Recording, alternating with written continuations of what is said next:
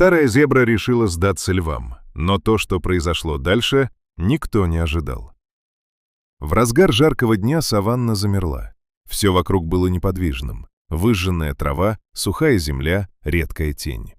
Животные укрылись от солнца, кроме одной зебры, стоявшей в одиночестве на открытой равнине.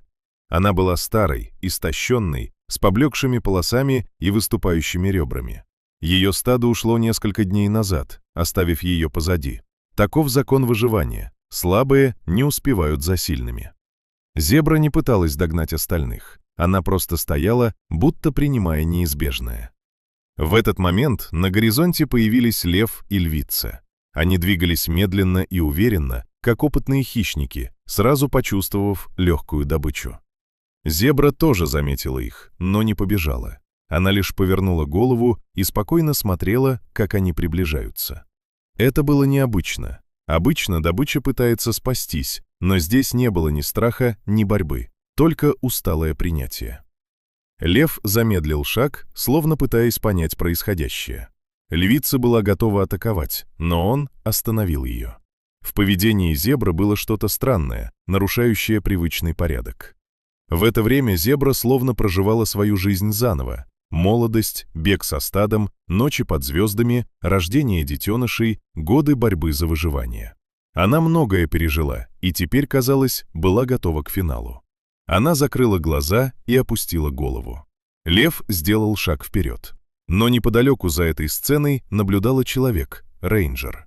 Она видела множество подобных ситуаций и знала правила – не вмешиваться в природу.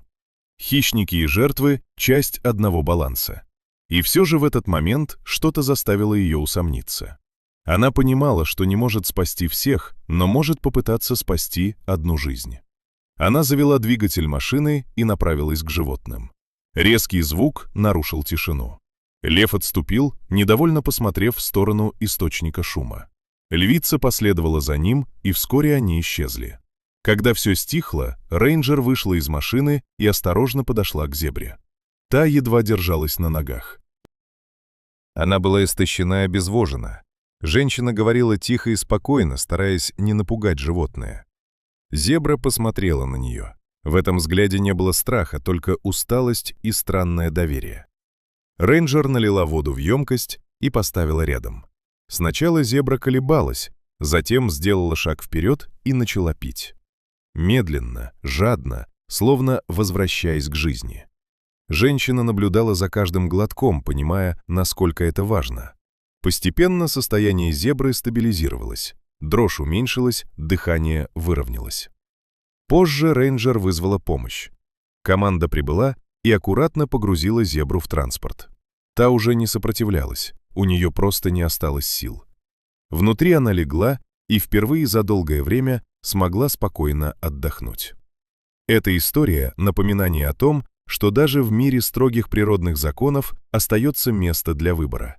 Иногда одно решение может изменить судьбу. Сохранение природы — это не только защита видов, но и уважение к каждой отдельной жизни, даже самой слабой и уязвимой.